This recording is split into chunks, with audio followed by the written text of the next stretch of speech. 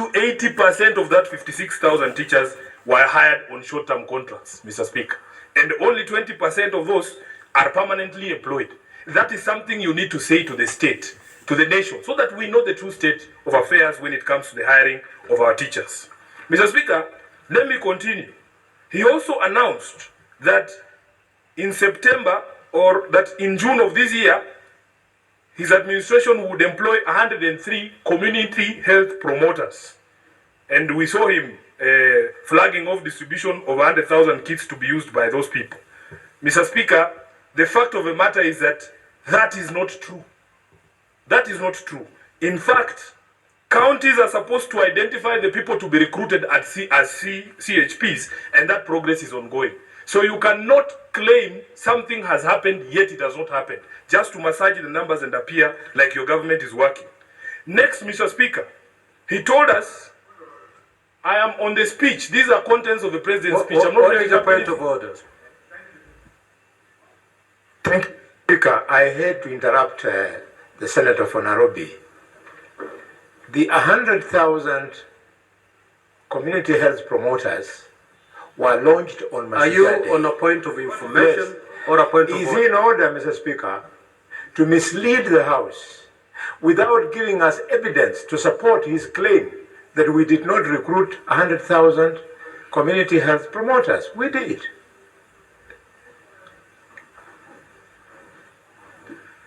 Mr. Speaker, Sifuna, is your assertion factual?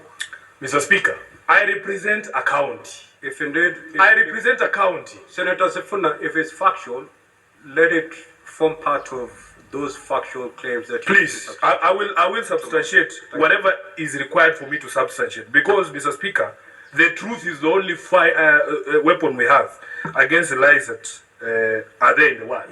Mr. Speaker, let me go to the question of recruitment of healthcare workers. Told us 20,000 healthcare workers have been employed. This one is also not true. In fact, the reports we have are that only about 1,200 interns were deployed to hospitals since the beginning of the year, not the 3,394 that the President spoke about.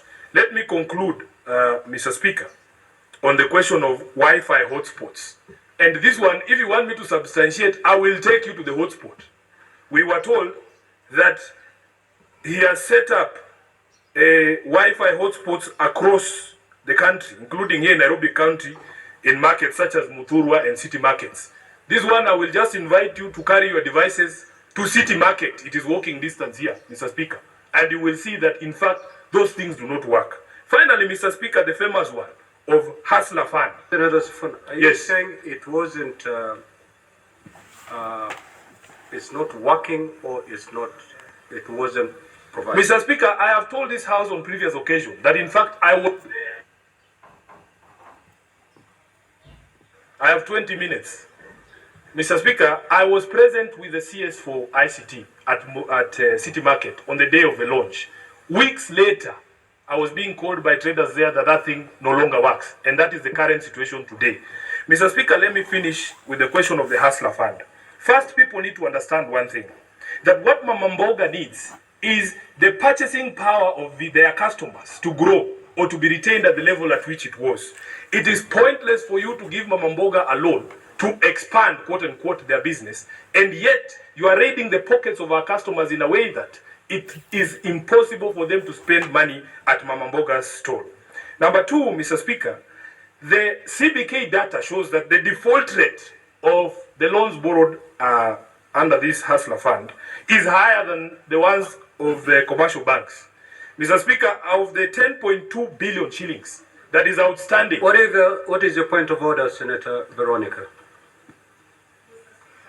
The Senator for Nairobi, Senator Sifuna, in order to indicate that the default rate is as he's reading, should he not issue substantiated reports, Mr. Speaker, These are based on facts, and we are allowing too many things to pass, Mr. Speaker, without demanding for accuracy of the information that is being given to this House.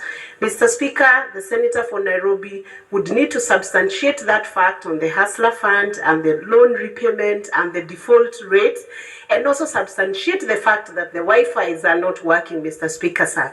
And to substantiate on the Wi-Fi, he will need a technical report to actually show, to actually express that these Wi-Fi's are not working. Mr. Speaker, I am aware that those Wi-Fi's are working, even the one in Nairobi. And if it is not so, then let him bring a substantiation report based on fact, technical, Mr. Speaker. Senator Sifuna, on the Wi-Fi, you may not be able to substantiate right away.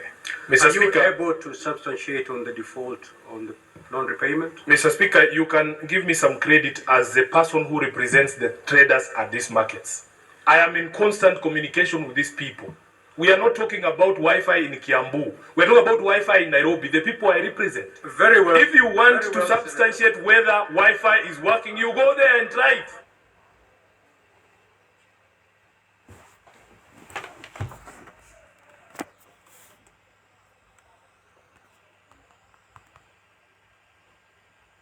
One, this is my ruling on the point of order raised by Senator Veronica. Just take a seat. One, you've been called upon to substantiate on the issue of Wi-Fi. That you cannot do right away because certainly you need a technical report. So again, you will bring that substantiation tomorrow as you substantiate on the earlier point of order.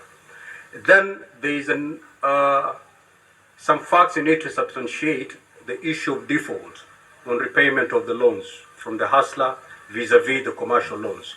Are you able to substantiate right now? Proceed to substantiate. Mr. Speaker, you know, we should not engage here in what we call kizungu mingi. This is a term of art we use here in Nairobi. That when people are unable to explain to the wananchi what they have done, they want reports, technical reports. What technical report does a trader in Muthurwa need to know that when he tries to log in, the thing is not working? On the question, yes, on the question of the default rate, yes. Mr. Speaker, these are the figures from the CPK. Mr. Speaker, can I be allowed to proceed? I am the most interrupted senator in this house. For heaven's sake. Order, honorable senators. Allow the senator. You have raised a point of order. Let the senator substantiate. Thereafter, you will rise on your point of order. Thank you, Mr. Speaker. Now, the question of the default rate is a question of math and your capacity to comprehend math. 10.2 billion shillings outstanding as loans. 3 billion out of that, Mr. Speaker, which is almost 30%, is listed as non-performing loans. Now, you don't need to be a genius to know what non-performing loans mean. Then you take that figure of 30%, Mr. Speaker, compare it with the figure of default in commercial banks. You will see which one has a higher default rate. And I will provide that evidence, in fact, tomorrow, of what the current default rate for commercial loans are vis-a-vis the default rate. That's exactly what. Yeah, that is very simple for me to do, Mr. Speaker. So, Mr. Speaker, let me conclude. What is your point of order, Senator Kenya? No way.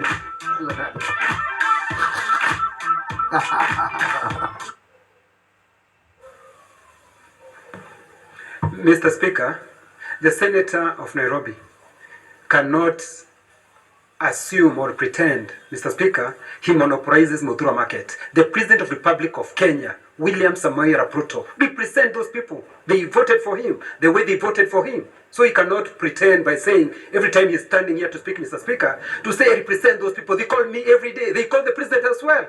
They call us as well, Mr. Speaker. What is the point of order? The point of order, Mr. Speaker, is 105, Mr. Speaker. He's misleading this House.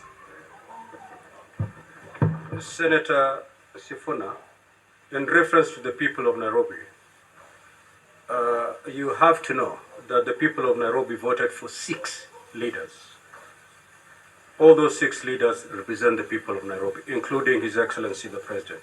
Kindly proceed. Very well, Mr. Speaker. It is also important for you to note that of the 6 people who were elected in Nairobi, I received the highest votes of those 6 people, including more votes than the President in Nairobi. So I speak for more people than him. Mr. Speaker, let me finalize by saying, unfortunately for me, I don't get the privilege of putting, televising my telephone conversations with the traders in Muthuru and the traders in the other markets, Mr. Speaker, like the president was pretending to do. But the truth of the matter is these people communicate with their leaders. Let me finalize, Mr. Speaker. Senator Sifuna, you need to start using parliamentary language. What's unparliamentary? You know, when you say the president was pretending.